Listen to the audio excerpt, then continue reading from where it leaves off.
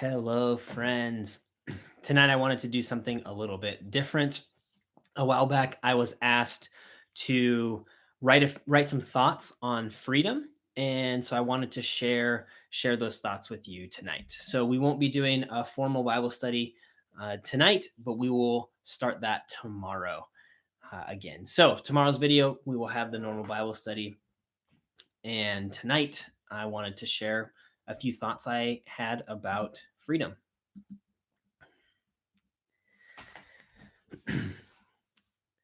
When I think about slavery, many negative emotions spring up.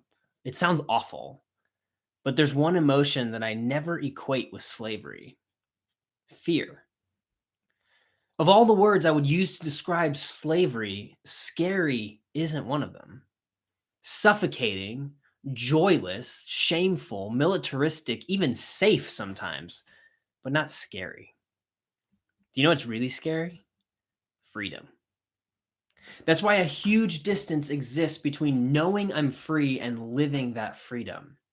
Because if I live like I'm free, like a son and not a slave, that means I have to actually be me. I can't hide behind my humor or my good looks or my bad looks or my intelligence or my physical abilities or all the nice things I do for my wife and my friends. No more masks.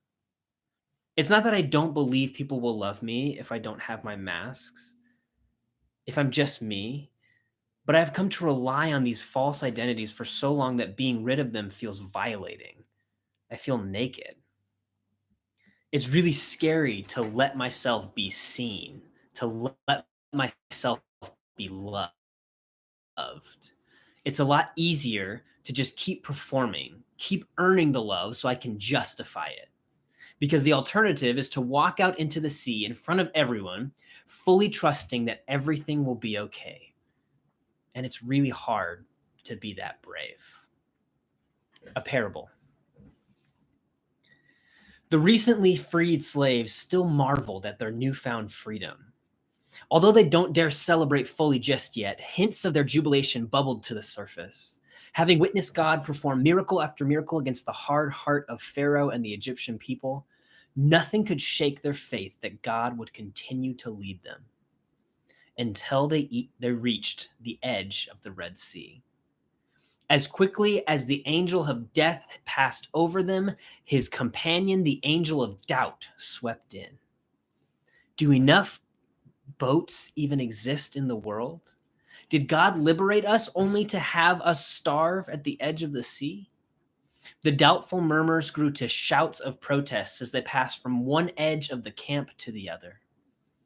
Still, after all they had seen, after the darkness swept over Egypt, but the sun shone bright in Goshen, after the blood destroyed the Nile, but the wells of Goshen bubbled over, after the frogs and the locusts and the hail harassed the Egyptians, but left God's people alone, and after their firstborn had been spared by the blood of the Lamb, surely the God orchestrating all of this had more wonders to unleash. Egyptian war horns drowned the hope that remained. Just as the murmurs had grown to protest from the sea to the outer edge of camp, fear grew to panic as it moved from the outer edges of camp to the edge of the sea. Then the wailing began. The cries reached higher than the Egyptian horns. The sorrow was thick.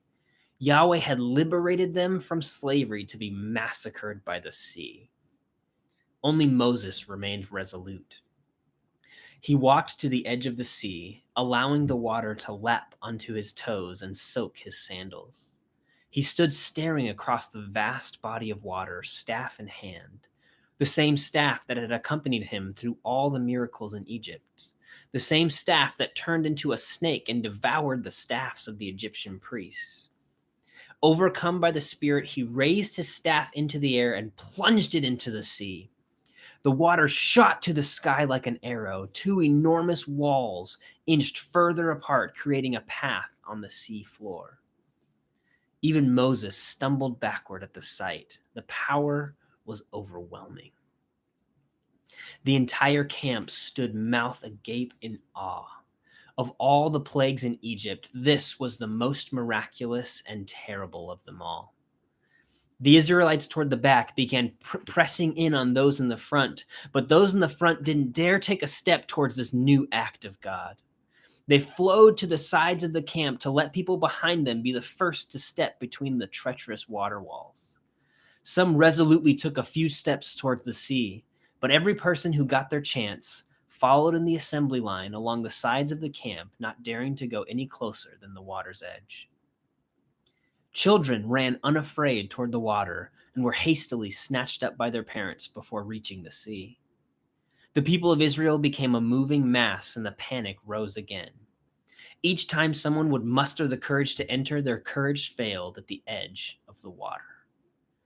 The war horns of the Egyptians closed in on them. First the arrows rained down, then the chariots arrived. Finally, the foot soldiers charged through.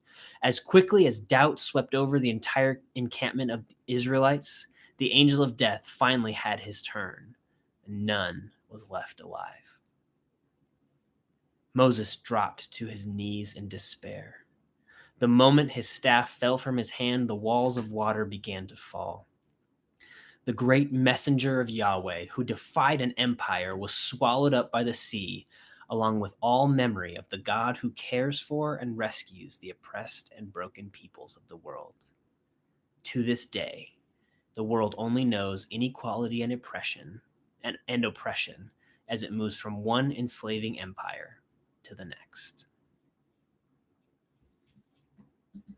So those are my thoughts on freedom. Hopefully they spur some more thoughts in you. If you're looking for a nice way to kind of revamp from what I just read, I recommend listening to the song No Longer Slaves. We sang it in for worship a couple weeks back. And as you're listening to the song, as you're going about your night, thinking about what I just read, as always, may God bless you and keep you. May the face of Jesus shine upon you and be gracious to you. And may the fullness of the Spirit dwell within you and give you peace. Good night, everyone.